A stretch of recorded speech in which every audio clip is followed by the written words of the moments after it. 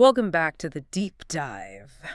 Today we are opening a file on a man who I think for many of us in the West, history has kind of relegated to the footnotes. But if you were living in the Soviet Union, this man was an absolute titan. I mean, they called him the Caucasian Lenin. Yeah, cities were named after him, statues in town squares, Yeah. the works. But if you really dig into the archives, into the actual telegrams and memoirs from 1918, you find a story that is so much darker. And infinitely more complex. Infinitely, way more than the Soviet textbooks ever let on. We are talking about Stepan Shaumian. And honestly, before we started researching this, I knew the name, but that was about it. Right. But the more you read, the more you realize his fingerprints are just all over the history of the 20th century. We've got imperial spies, a lethal rivalry with Joseph Stalin, and a revolution happening in one of the most chaotic places on Earth. It really is a story about the collision of empires. You have the Russian, the Ottoman, the British, all fighting over one specific thing. Baku oil. Baku oil. And sitting right in the middle of that powder keg is Stepan Shaumian.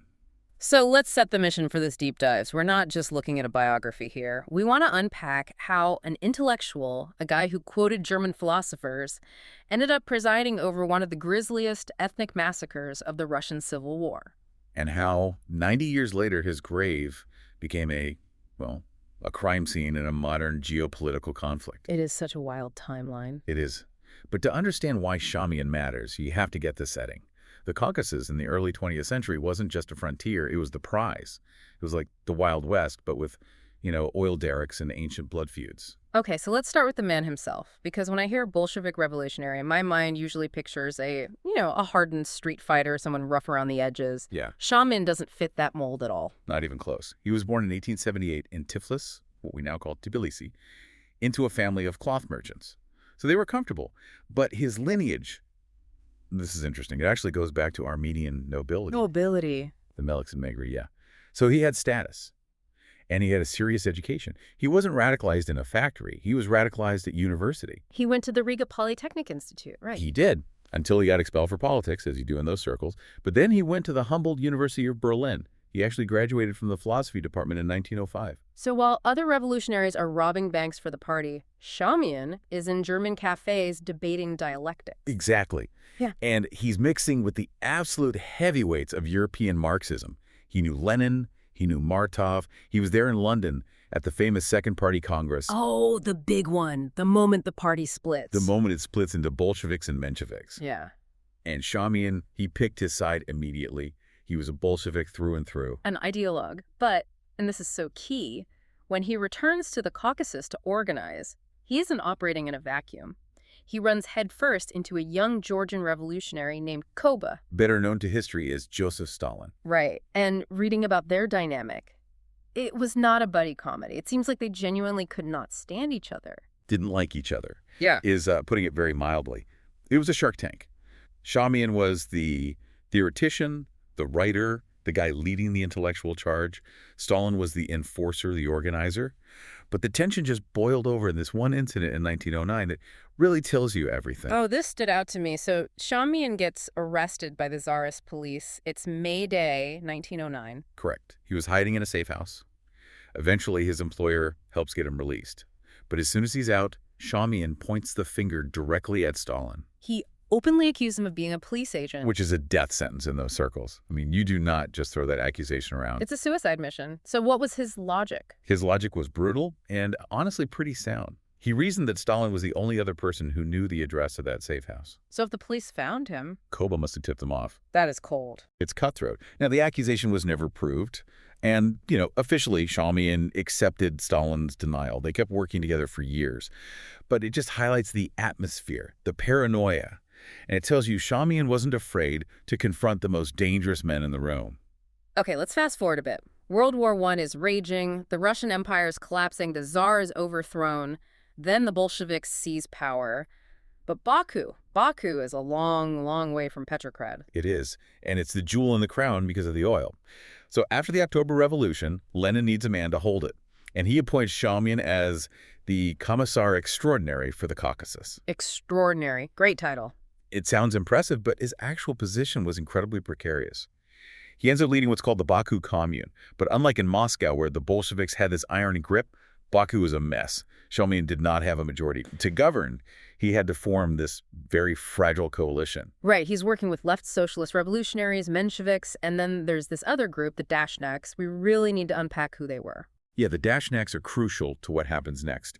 They were the Armenian Revolutionary Federation. Yeah. Nationalists. Okay. Their whole goal was the defense and liberation of the Armenian people, specifically from the Ottoman Empire.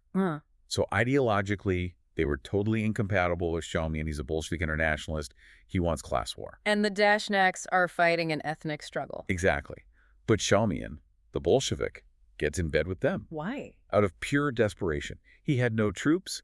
The Bolsheviks had maybe 6,000 reliable soldiers in a city that was about to just explode. The Dashnaks had the manpower. And that desperation, that leads us to the March days of 1918. This is the turning point. And honestly, it's the darkest part of this whole story. This is where the intellectual meets a brutal reality. It all started with a single spark. In March 1918, a ship called the Evelina arrives in Baku. Now, this wasn't a warship. It was carrying Azerbaijani soldiers who were coming to attend a funeral. A funeral. But the Baku Commune, Shaumian's government, they decide to disarm them. Yes. They demanded the soldiers hand over their weapons, which, given the tension in the city, was like lighting a match in a gas station. So the Muslim population was furious. Furious. They gathered at a mosque, demanding the rifles back. Now, the sources say there was an attempt to stop this from blowing up. Okay, so someone tried to mediate. Right. The Azerbaijani Bolshevik organization called Hamid tried to broker a deal. They said, let us take custody of the weapons. And Shaumian actually agreed. He tried to de-escalate. So he didn't want a war, not at first. No. But before the transfer could happen, shooting started. It's unclear who fired first. It almost always is. But the Soviet commissar Prokofy Zaporizhzhia immediately blamed the Musavat party, the Azerbaijani nationalists. He claimed they'd launched a political war. And once the shooting starts, Shaumian makes a choice that changes everything. He knows his 6,000 Bolsheviks can't win, so he unleashes the Dashnaks. He does. He invites about 4,000 Armenian nationalist troops to join the fight under the Soviet banner. He essentially deputized an ethnic militia to fight a political battle. And the result was predictable. Tragically so. The Dashnaks didn't care about Soviet power. They saw an opportunity to settle scores with the Azerbaijanis. So it stopped being a battle, and it just turned into an ethnic massacre. Horrific. We are talking about looting, burning, killing civilians. The estimates of the dead range from 3,000 up to 12,000 Azerbaijanis and other Muslims. What gets me is Shaumian's reaction to this. He doesn't deny it happened. We have a quote from him, and he admits the participation of the national forces gave the war, quote, the character of an ethnic massacre. But then he says this line, we were going for it deliberately. We were going for it deliberately. It is a chilling, chilling line. It's devastating. He justified it. He said the Musavat intended to overthrow Soviet power and that securing the government was worth the cost. But it just destroys that image of him as the peaceful intellectual. It shows how the violence of the Civil War just completely consumed him. When the chips were down, he chose terror to stay in control. So the commune wins the battle, but at a horrific cost. And now they're completely isolated. And by mid-1918, they have a massive new problem. The Ottoman Army of Islam is marching on the city. This is the geopolitical squeeze. Yeah. Shaumian is in Baku, surrounded. The Ottomans want the oil, and the commune is desperate. And yes. This is where the British enter the chat. The British Empire, also eyeing the oil, and they definitely don't want the Ottomans to have it. Exactly. So the Dashnaks and the Mensheviks and the commune start saying, hey, we need help. Let's invite the British forces under General Dunsterville to help us defend the city. But Shaumian had his orders from Moscow. Strict orders from Lenin, no imperialist aid. To a Bolshevik, the British were just as bad as the Ottomans. He refused to budge. And this leads to this incredible scene at Shaumian's house. He has a meeting with the British vice consul, a man named Ranald MacDonald. It sounds like something from a spy novel. It really is a clash of worldviews. MacDonald goes to Shaumian's home to try and persuade him. He says, look, General Dunsterville doesn't want to take over. He just wants to help fight the Turks. He's trying to be pragmatic. And Shaumian isn't buying it for a second. Not for a second. He asks MacDonald, is your general coming to turn us out? And then he delivers this line. And you really believe that a British general and a Bolshevik commissar would make good partners? No. So why was he so stubborn? Did he think help was coming from Russia? He did. He was convinced Bolshevik reinforcements were sailing down the Caspian. He'd been sending telegrams promising they could hold out, but warning they needed backup. The tragedy is, Those reinforcements weren't coming. It was a massive miscalculation. So the clock runs out. July 26, 1918, the Baku Soviet holds a vote, and the Bolsheviks lose. They're outvoted 259 to 236. The majority wants to bring in the British. Shaumian realizes it's over. His support has collapsed. So he announces the Bolsheviks are withdrawing from the Soviet and from the city. And his exit line is so dramatic. Oh, it is. With pain in our hearts and curses on our lips, we who had come here to die for the Soviet regime are forced to leave. Curses on our lips. You can just feel the bitterness. A new government takes over, the Central Caspian dictatorship, and the British move in. But it's too little, too late. The Ottoman army breaks the lines, and Shaumian and his comrades, the famous 26 commissars, they try to flee. And this is where the final tragic act begins. They get on ships to sail to Astrakhan, which was Bolshevik-held territory, but they don't make it. No, they're intercepted on August 16th by vessels from the new dictatorship in Baku. They're dragged back to prison. Okay, but then things get chaotic. The Ottoman army is entering the city, the British are pulling out, and amidst all of this, Shaumian gets a lucky break. He does. And Mikoyan, another famous Bolshevik, manages to break into the prison and release them. They scramble onto a ship, the Turkmen, hoping to cross the Caspian to safety. But they don't land in friendly territory. No. And this is the final twist. The ship, either from lack of fuel or maybe treachery, takes them to Krasnovodsk, in modern-day Turkmenistan. The problem was, Krasnovodsk was controlled by anti-Bolshevik forces. Out of the frying pan, into the fire. Exactly. They were arrested immediately. And this is where the British controversy comes roaring back, because the British were also operating in this area. Right. This is one of the most debated points of the whole story. It is. The British Major General, Wilfred Malleson, he hears about the arrest. He contacts his liaison officer, a Captain Reginald Teague Jones, and Malleson suggests they shouldn't shoot the commissars. Instead, he wants to use them as hostages. A bargaining chip. Exactly. Swap them for British citizens being held by the Soviets elsewhere. It was a pragmatic move. So what went wrong? Why did they end up dead? Well, Teague Jones attends a meeting with the local anti-Bolshevik government deciding the prisoner's fate. But the message doesn't seem to get through. Teague Jones later claimed he left the meeting before a decision was made. That sounds convenient. Oh, I just stepped out for a minute and they decided to execute everyone. It does. It reeks of plausible deniability. And for decades, the Soviets claimed the British ordered the execution. The sources suggest it was probably more a mix of negligence and the fact that the local anti-Bolsheviks just really wanted these guys dead. So on the night of September 20, 1918, Shaumian and the others are taken out. They were put on a train, taken to a remote location in the desert. They were ordered off the train and executed by firing squad. Stepan Shaumian was 39 years old.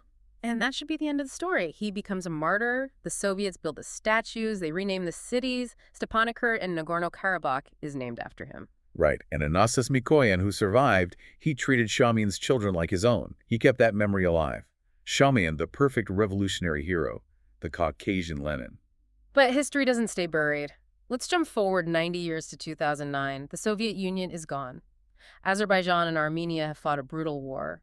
And the legacy of Shaumian, an Armenian who ruled Baku, is suddenly very complicated in Azerbaijan.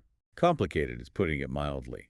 In January 2009, the Azerbaijani authorities decided to demolish the memorial to the 26 commissars in Baku. And during the demolition work, the Azerbaijani press drops an absolute bombshell. They reported that forensic experts had examined the remains and only found 21 bodies in the grave, not 26. Wait, 5 were missing? And the implication was? The implication was clear. Yeah. They suggested Shaumian and 4 other Armenian commissars hadn't been executed at all, that they had escaped. So the theory was that the Caucasian Lenin secretly fled and lived out his life somewhere. That was the narrative being pushed. It fed right into the intense distrust between the two nations. The idea that the Armenian leaders had tricked their comrades and left them to die while they escaped to India or America, it was a conspiracy theory basically weaponized for a modern conflict. But the family fought back on this. Oh, yeah. Shaumian's granddaughter, Tatyana, who's a historian in Moscow, she completely rejected it. She pointed out that there's actual film footage in the archives of the 26 bodies being buried. Her grandmother attended the reburial. She called the escape theory impossible. And psychologically, it just doesn't fit the man we've been talking about. Exactly. This is a man who refused to compromise with the British to save his government. The idea that he would cut a secret deal to run away while his comrades were shot. It just contradicts everything we know about his character. It's just fascinating how a man who died in 1918 can still be a pawn in a conflict in 2009. That's the nature of symbols in this region. Shaumian represents completely different things to different people. To the Soviets, a hero. To modern Azerbaijan, he's often seen as a villain because of the March days. To Armenians, he's a prominent historical figure, though his Bolshevik politics are debated. It really all circles back to that quote, doesn't it? We were going for it deliberately. He was a man of high education, a philosopher, but when push came to shove in the chaos of 1918, he oversaw a massacre to hold on to power. And that really is the tragedy of the Russian Revolution in the borderlands. It wasn't just class struggle, it was empire ethnicity survival. Shaumian tried to walk this tightrope between his ideals and the brutal reality of the Caucasus, and in the end, he fell. And took the Baku Commune down with him. We often think of these historical figures as inevitable, but his story is so full of what-ifs. What if he had accepted British aid? What if Teague Jones had stayed at that meeting? It makes you wonder. It absolutely does. We're going to wrap it up there. A story of a man caught between empires, between ideologies, and ultimately between life and death in the desert. Really over. I'll leave you with a final thought, this one from the historian Ronald Grigor Suni. He noted that Shaumian wanted to win power democratically and nonviolently.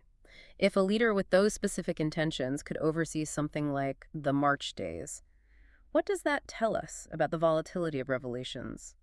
Can high ideals ever really survive the reality of a civil war? That is the question. Think about that. Thanks for listening to this deep dive. We'll see you next time.